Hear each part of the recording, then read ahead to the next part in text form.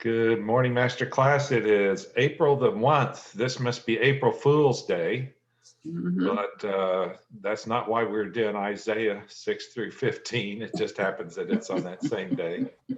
Uh, but that does give me some ideas. I'd forgotten it was April Fool's Day, so now I've got something to take care of, some business some people to repay. That'll be my day. So as we get into Isaiah, um, let's go ahead and turn to Isaiah 6. And we're going to see it starts with in the year that King Uzziah died. So look at my handy dandy chart. King Uzziah died somewhere about 750 BC. So that puts you someplace in time. So you're kind of almost a couple hundred years since the since the northern south split, and you're about 30 years before the end of the Northern Kingdom. So the Northern Kingdom still exists. Now you remember the Northern Kingdom is also called Israel or Samaria, and the Southern Kingdom is called Judah. So as you're reading through Isaiah, you'll see those names flip back and forth. This is also the time period where the major empire that's kind of ravaging the countryside here is Assyria, but you also have Babylon lurking in the background. So, and then you also have Egypt lurking in the background, but Assyria is the main threat to them now. We also remember that Isaiah was primarily prophesying to the southern kingdom, although he does slip in a bunch to the northern kingdom every once in a while. So that's where we go. And as we talked about last time, one of the reasons Isaiah is important is because he's quoted in the New Testament over and over and over. And a lot of the quotes have to do with potential prophecies concerning Jesus. But there's one today that we're going to read that sets the stage for how many, many, many Christians understand Satan. So we're going to get to that one late. I'm going to make sure we get to it. So let's move on. So Isaiah 6:1, which is talking about again, it's king in the time King Uzziah died. And then we see he's giving us in those first few verses of chapter 6 a quick vision of heaven. So he gets to see the Lord where he's seated on this throne. So he gets to see the seraphim, and he doesn't see the cherubim, but he sees the seraphim. And so that's one description we have of that. We also see that they're calling each other, holy, holy, holy is the Lord Almighty. The whole earth is full of his glory. So that's reminiscent of what we hear the Lord being called when we're back in Revelation. So that probably sounds familiar. And I'm just going to skip down. So if I go by a verse you want to talk about, make sure you see it, or you point it out, and we'll stop. I'll go down to verse 8, where Isaiah says, "Then I heard the voice of the Lord saying, whom shall I send, and who will go for us? And I said, here I am, send me." So that's a verse you probably often hear when you heard missionaries talk or evangelists talk. That's a verse that's often quoted. Now I'm going to go to Isaiah 7 because this is kind of a really big one for us. And so I'm going to go to Isaiah 7:13. Then Isaiah said, hear now, you house of David, is it not enough to try the patience of humans? Will you try the patience of my God also? Therefore, the Lord himself will give you a sign.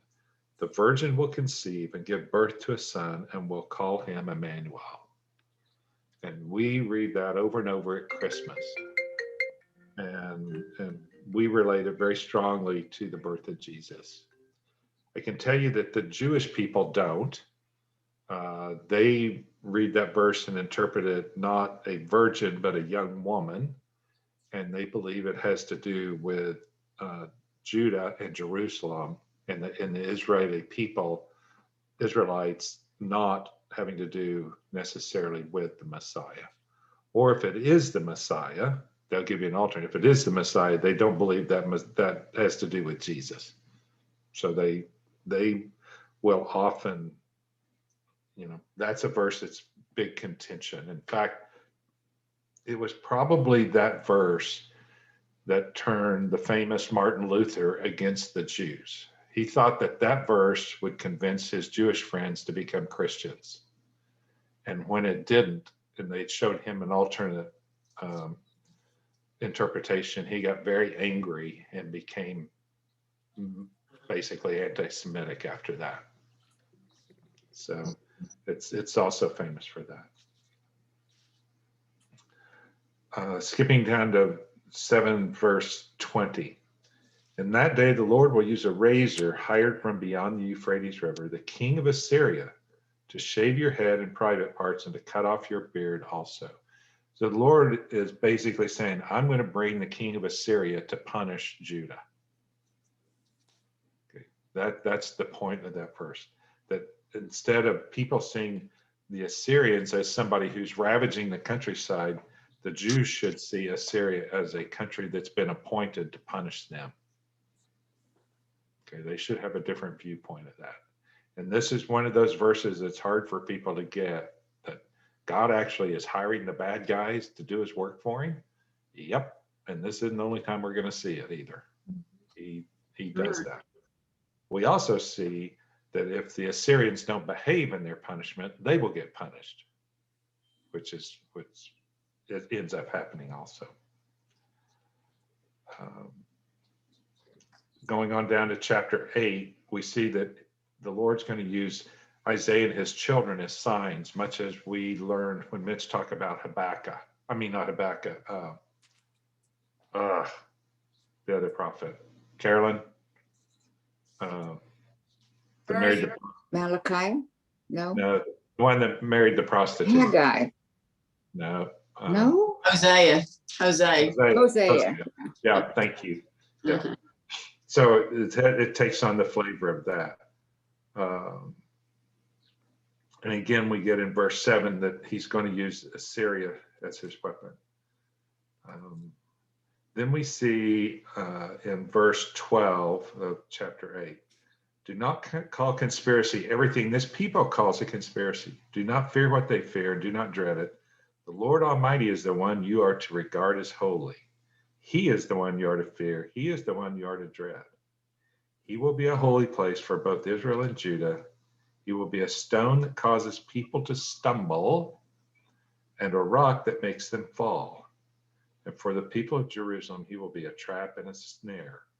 So this is one of those verses that Paul is going to relate to, and other people in the New Testament when they talk about Jesus being the stone that will cause people to stumble.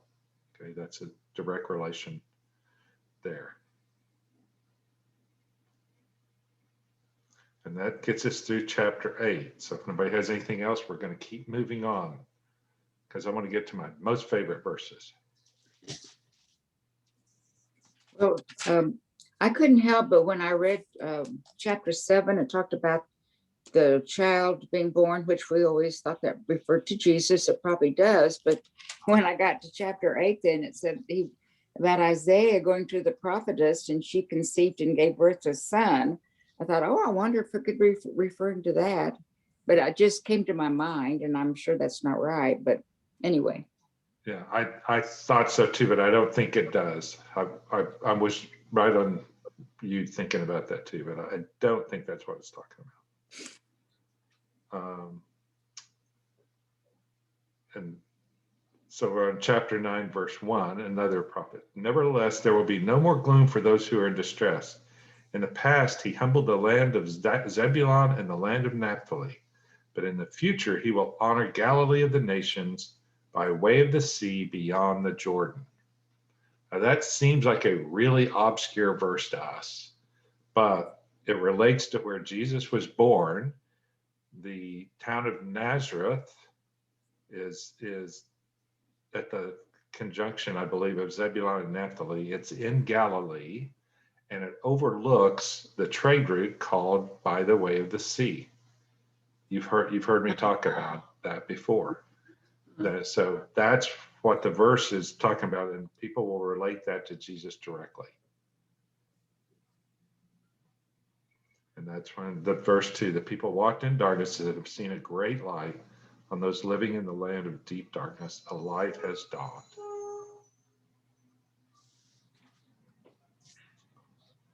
And then we get to chapter 8, verse 6. And this is one we hear all the time at Christmas. For to us a child is born, to us a son is given, and the government will be on his shoulders. And he will be called Wonderful Counselor, Mighty God, Everlasting Father, Prince of Peace. Of the greatest of his government and peace, there will be no end. He will reign on David's throne and over his kingdom, establishing and upholding it with justice and righteousness from that time on and forever. The zeal of the Lord Almighty will accomplish this. So everybody was probably pretty much agreement that that does relate to the Messiah. And the Christians, of course, say the Messiah is Jesus.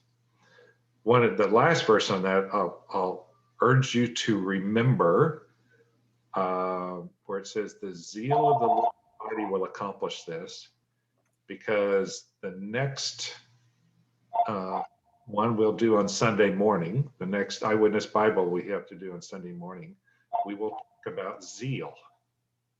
So remember this one when you get there. Zeal is a word that's not used a lot in the Bible, but this is one of the places where it is.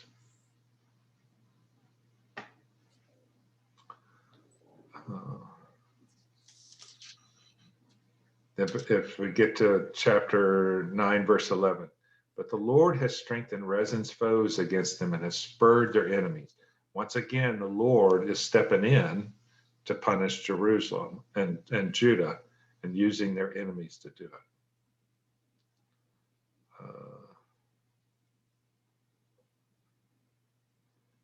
So I'm going to keep moving on and go to chapter 10. And this is similar to a verse that we read last week. Woe to those who make unjust laws, to those who issue oppressive decrees, to deprive the poor of their rights and withhold justice from the oppressed of my people, making widows their prey and robbing the fatherless. Isaiah several times is being very clear about what is unjust and just. And he often brings these same people together: the poor, the oppressed, the widows, the orphans. Those are the four categories that he uses over and over.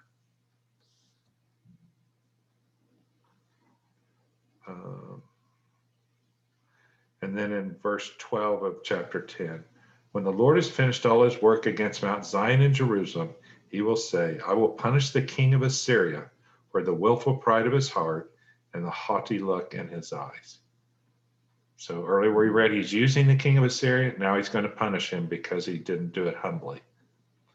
Now, when we read about King Hezekiah, you remember the Assyrians were at the gate of Jerusalem, and they were getting ready to destroy Jerusalem, and God put an end to it. Isaiah is the prophet that's talked about there. Isaiah is the prophet that's gone back and forth to King Hezekiah. So this is very much along the lines of what he was dealing with on a daily basis for a while. Now, that won't happen. He's probably writing this before Hezekiah, but it's possible it was written near that same time period. He talks about a remnant of Israel. Now, remember, this time they don't have a remnant. Israel still exists. It has not yet been destroyed. The northern kingdom has not yet been destroyed. Then we go to Isaiah 11. And this is a very much a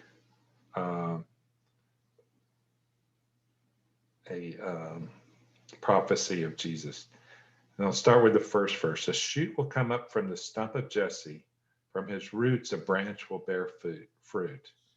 Now, the word for that shoot that comes up is a word that sounds very much like Nazarene. So it's kind of a play on words there. Mm. I don't know enough Hebrew to go into it, but I remember that very clearly, that it's called a natzer, and I remember it. So in Hebrew, it's said a natzer will come up from the stump of Jerusalem. And if you look at an old olive tree, you will see in Jerusalem and throughout Israel, old olive trees where they're stumps, and you'll see shoots come up from out of the bottom of them, just exactly like it's talking here. Mm. From his roots, a branch will bear fruit. The Spirit of the Lord will rest on him, the Spirit of wisdom and of understanding, the Spirit of counsel and of might, the Spirit of the knowledge and fear of the Lord, and he will delight in the fear of the Lord. He will not judge by what he sees with his eyes or decide what he hears with his ears, but with righteousness he will judge the needy. With justice he will give decisions for the poor of the earth. He will strike the earth with the rod of his mouth. With the breath of his lips he will slay the wicked. Now remember, on Fridays, last Friday, we talked about how we usually think of judgment in a negative way. But here he's not. He's using judgment in a positive way, just like we were talking about. We should look forward to the coming judgment. And that's what the needy and the oppressed should look forward to, the coming judgment, because that's when righteousness and justice are going to be rewarded. Wicked people will be slain. Verse 9 is one of my favorite verses, again, in 11:9. They will neither harm nor destroy on all my holy mountain, for the earth will be filled with the knowledge of the Lord as the waters cover the sea. At the end times, most people use this as an end times verse, but at the end times, everybody's going to have knowledge of the Lord. It will just fill the whole world. And in that day, the root of Jesse, back to the Natzer, will stand as a banner for the peoples. The nations will rally to him, and his resting place will be glorious. In that day, the Lord will reach out his hand a second time to reclaim the surviving remnant of his people from Assyria, from Lower Egypt, from Upper Egypt, from Cush, from Elam, from Babylonia, from Hamath, from the islands of the Mediterranean. So in the end days, God is going to gather his people that have been scattered around the world. Now, the Jews would obviously say, okay, this is a prophecy that the northern kingdom, which is going to be destroyed, the people scattered, that God will bring back his remnant of the northern kingdom. And as I'm sure you recall, they're called the lost 10 tribes of Israel, because once the Assyrians scattered the northern tribe, they ceased to exist and never get back together. So a lot of people think that these are prophecies.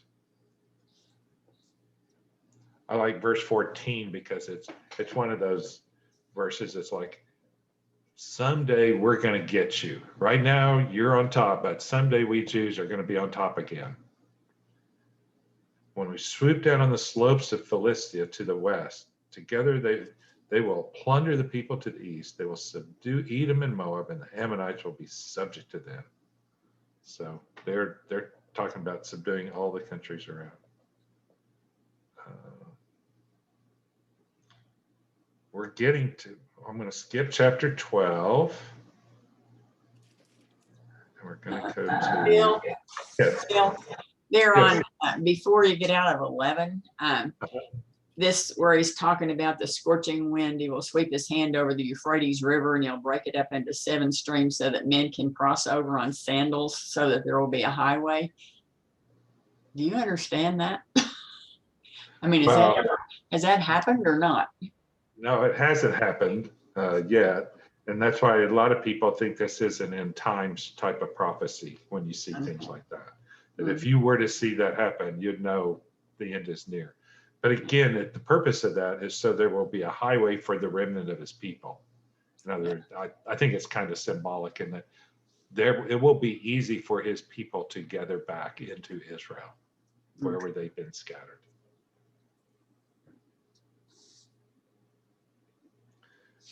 So we're going to go to verse 13. Now I want to, as we start chapter 13, I want you to realize verse 1 is a prophecy against Babylon.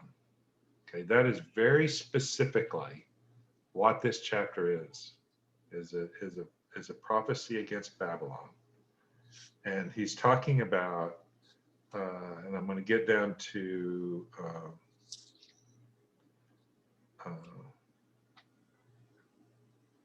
so verse 19. Babylon, the jewel of kingdoms, the pride and glory of the Babylonians, will be overthrown by God like Sodom and Gomorrah. So Isaiah is prophesying the end of Babylon. Again, this is before Assyria is still the main enemy, the main empire in the area, but Babylon is a big empire. It's just not as big as Assyria at this time. And then in verse 20, she will never be inhabited or lived in through all generations. There no nomads will pitch their tents. So a lot of people believe the original Babylon is still uninhabited because of this verse. It's not clear where the original Babylon was, but I have seen that taught, and I'm not willing to back it up, but that's what's being taught here.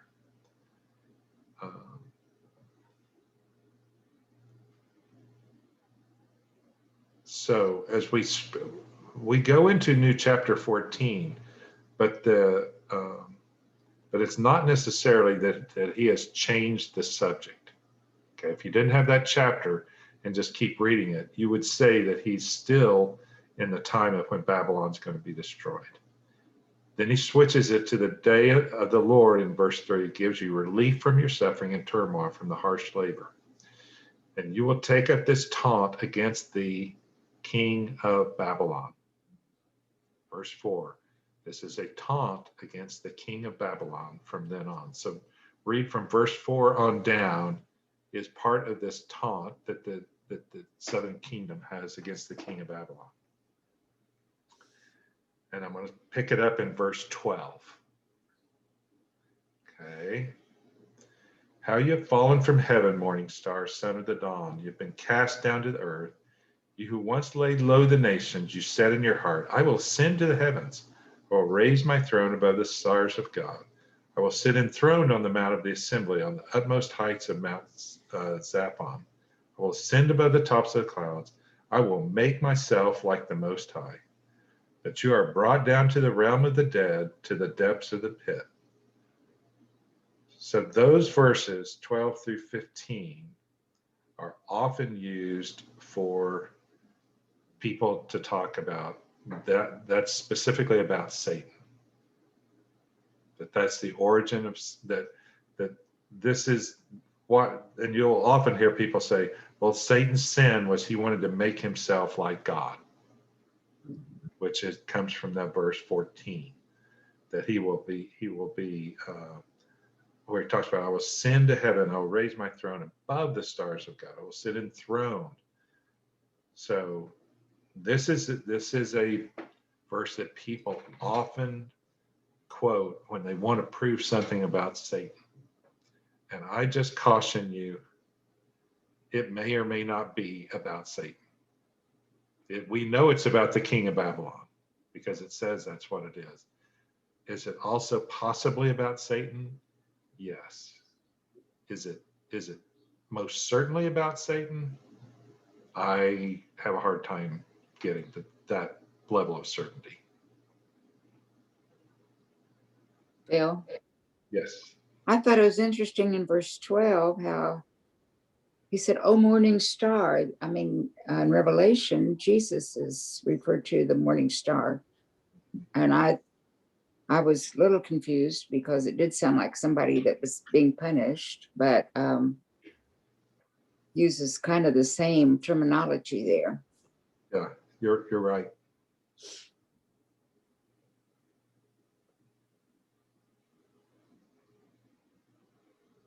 Well, I just caution you when people, especially end times prophecies, when they want to pull these verses in and prove something by them, just be a little cautious with it.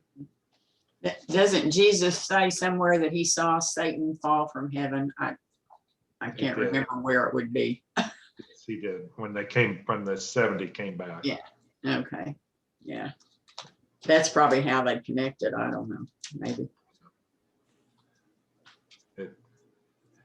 There's this one, and then there's another one. I think it's in Isaiah also that people will use for Satan.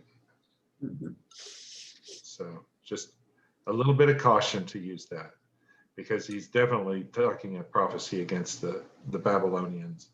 Then he goes to prophecy against the Philistines, a prophecy against Moab. So he is clearly talking about specific countries and enemies of Israel and what's going to happen to them.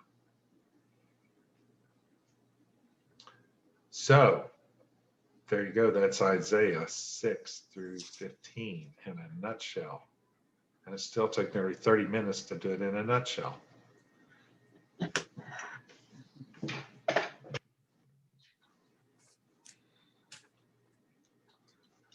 Any thoughts anybody wants to bring up?